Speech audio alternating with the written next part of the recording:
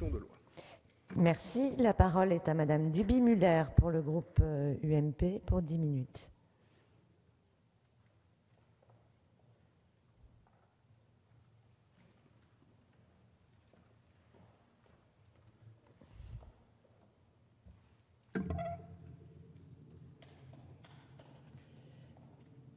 Madame la Présidente, Madame la Ministre, Madame la Rapporteure, mes chers collègues, la lutte contre l'absentéisme scolaire est une priorité absolue. Cette déclaration n'est pas de Vincent Peillon, même si le problème est plus que jamais d'actualité, ni même du Président de la République, mais il s'agit de Nicolas Sarkozy, qui le 5 mars 2010 affirmait la détermination de son gouvernement à mener un combat sans répit contre un fléau en augmentation constante.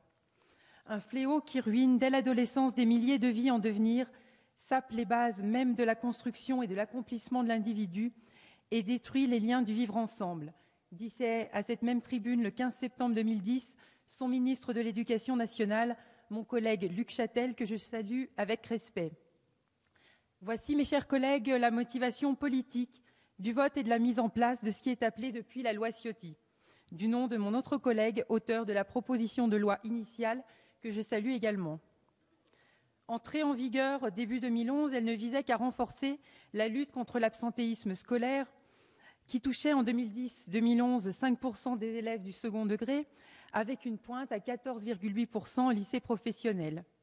Loi qui, comme vous le savez, a fait l'objet de nombreuses controverses et de nombreuses caricatures, sans avoir d'ailleurs eu le temps de faire ses preuves, ni même d'être évaluée. 2 ans juste après, le nombre d'élèves absentéisme est estimé à 300 000 environ, soit 7%. Du nombre total d'enfants et d'adolescents scolarisés. Un chiffre dont on sait qu'il est croissant, voire sous-estimé, en raison des difficultés de chiffrage, comme vous l'avez souligné, Madame la rapporteure. Le psychiatre Patrice Huer faisait aussi remarquer, en plus de son accroissement, un rajeunissement de l'âge auquel l'absentéisme se manifeste. Auparavant, c'était essentiellement un problème au lycée, mais aujourd'hui, on le retrouve beaucoup au collège, tout comme l'usage de l'alcool, de la cigarette et du cannabis. Vous l'aurez donc compris, le problème de l'absentéisme scolaire avec ses conséquences désastreuses sur les jeunes n'est pas résolu, voire il s'amplifie. Or, on aurait été en droit d'espérer, avec votre nomination, Madame la Ministre, au poste de ministre déléguée à la réussite éducative, de voir le dossier sur l'absentéisme traité avec plus de recul et de discernement. Mais ce n'est pas un bon mécanisme, avait jugé le candidat Hollande lors de la campagne présidentielle, promettant de le supprimer. 4 mois après son élection, dès le 12 octobre, vous vous exécutez en fustigeant, je cite, un dispositif simpliste qui a été appliqué un nombre de fois tout à fait ridicule. Au diable l'idéologie. Vous auriez au moins pu prendre le temps de la réflexion et de l'évaluation. Mais après avoir resitué le contexte politique et les origines de la loi Ciotti, vous me permettrez de revenir sur les problèmes non réglés de l'absentéisme scolaire. Pour avoir échangé à ce propos avec mon collègue sénateur Jean-Claude Carle, rapporteur d'une commission d'enquête sénatoriale sur la délinquance des mineurs, celui-ci a l'intime conviction que la prévention précoce de l'absentéisme et de l'échec scolaire sont cruciales pour briser la spirale de la marginalisation et de la violence. Aussi, si l'on ne peut pas affirmer que l'absentéisme et l'échec scolaire, pas plus que les difficultés familiales, sont seuls à l'origine de la délinquance, pour autant, on ne peut pas nier le rôle qu'ils jouent dans leur basculement. En effet, si tous les jeunes en échec scolaire ne sont pas des délinquants, une immense majorité de ces derniers n'a pas réussi à l'école. De même, on ne peut pas nier que l'échec scolaire entraîné par l'absentéisme débouche sur une insertion difficile sur le marché du travail et entraîne des risques de chômage élevés. On retrouve d'ailleurs là les 150 000 décrocheurs qui quittent l'école sans formation, sans diplôme et par la suite sans emploi, et dont il va falloir sérieusement vous occuper, Madame la Ministre. Il faut par conséquent, insistait Jean-Claude Carle, je cite, « coûte que coûte ramener les absentéistes en classe, les maintenir dans un univers scolarisé, structuré par des règles, plutôt que de les abandonner à leur sort et les laisser dériver sans repère. Il ne faut pas leur laisser le choix entre l'école et la rue, car c'est toujours la rue qui l'emporte. On doit donc regarder avec lucidité le danger que représente l'absentéisme pour nos enfants et la souffrance personnelle et familiale qu'il reflète. On l'a vu, l'absentéisme est un phénomène complexe qui peut être traité par le biais d'une seule mesure. Il se présente de façon polymorphe et prend une façon et une ampleur différentes selon l'âge de l'élève, son cycle de formation, son établissement et même les mois de l'année. Ces causes sont aussi très diverses les difficultés d'apprentissage et une mauvaise orientation doivent être prises en compte, tout comme les problèmes psychologiques, la violence subie à l'école ou le travail dissimulé. C'est donc une politique cohérente et globale qu'il faut mener en agissant sur plusieurs leviers. Les parents, bien sûr, premiers concernés par l'éducation de l'enfant, l'école et l'environnement urbain, en conjuguant par conséquent les instruments de la politique familiale, de l'éducation nationale et de la politique de la ville. La loi Ciotti insistait sur ce premier levier, la politique familiale. Elle faisait de la responsabilisation et de l'accompagnement des parents, qui sont les premiers éducateurs de leur enfant, un élément clé de la lutte contre l'absentéisme. Le principe en était simple, articulé autour de l'inspecteur d'académie.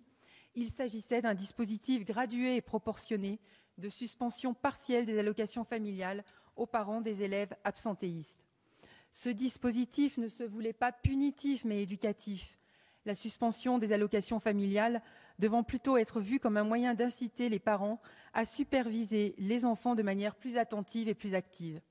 Une telle mesure de dissuasion, utilisable en dernier recours, pouvant faire prendre conscience aux parents de la gravité de la situation dans laquelle se trouve l'enfant et les contraindre, si nécessaire, à recevoir une aide adaptée. Assurer la responsabilisation des familles et les impliquer dans la vie de l'école, tel était l'objectif de la loi Ciotti.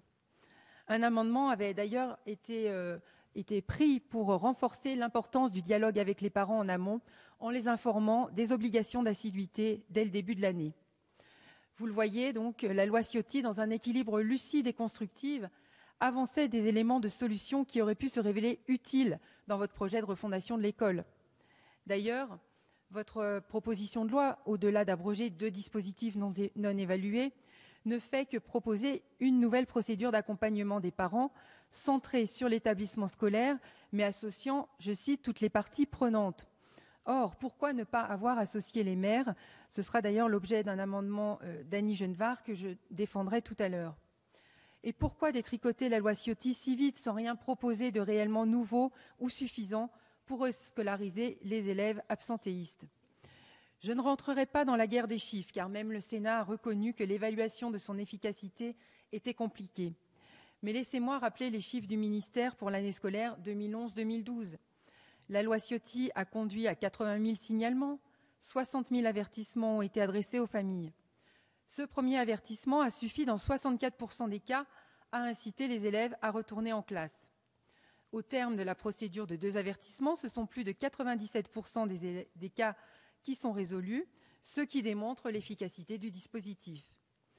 De plus, entre janvier 2011 et août 2012, la Caisse nationale des allocations familiales a suspendu les allocations de 949 familles. Seule une dizaine de familles ont vu leurs allocations suspendues durant plus de 15 mois, ce qui tend à prouver que ce dispositif fonctionne. Où en est d'ailleurs la publication du rapport de l'hygiène sur l'absentéisme scolaire et les effets de la loi Ciotti? J'ai adressé à ce propos une question à votre ministre de tutelle, encore sans réponse.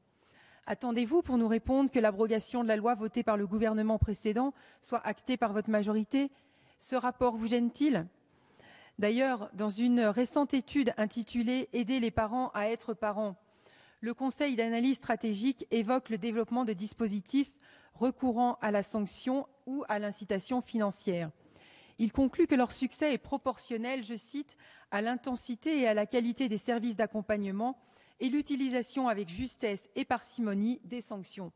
Tel est bien l'esprit de la loi Ciotti. À moins que ce ne soit pas un problème d'idéologie, de valeur ou de symbole. Nos enfants valent mieux que cela, surtout les élèves absentéistes, précurseurs des décrocheurs, qui ont encore besoin de notre aide. En abrogeant ce texte, vous faites donc preuve d'angélisme en plus de mauvaise foi. La loi que vous voulez abroger aujourd'hui relevait d'une vraie politique sociale de la famille qui fait grandement défaut dans le système actuel, avec un encadrement social des familles qui en ont besoin et une responsabilisation volontaire que vous avez caricaturée. Vous ne nous ferez pas dire aussi qu'elle n'a rien résolu, car il n'y a pas eu à ce jour de bilan officiel de son application. Madame la ministre, il aurait été souhaitable d'aller voir de plus près les conséquences de son application au lieu de réagir par simple idéologie. Cette loi prévoyait un accompagnement des familles concernées qui tendait à redonner du poids aux familles privées d'autorité sur leurs propres enfants. À l'UMP, nous pensons que rien ne peut se faire sans les parents, qui ont souvent besoin d'être aidés. Cet accompagnement des parents aurait pu être développé ou retravaillé dans les projets du nouveau gouvernement. Au lieu de cela, vous préférez sacrifier nos enfants et leur avenir sur l'autel du dogmatisme. Pour toutes ces raisons, le groupe UMP ne vous suivra pas et ne votera pas l'abrogation de la loi du 28 septembre 2010 visant à lutter contre l'absentéisme scolaire.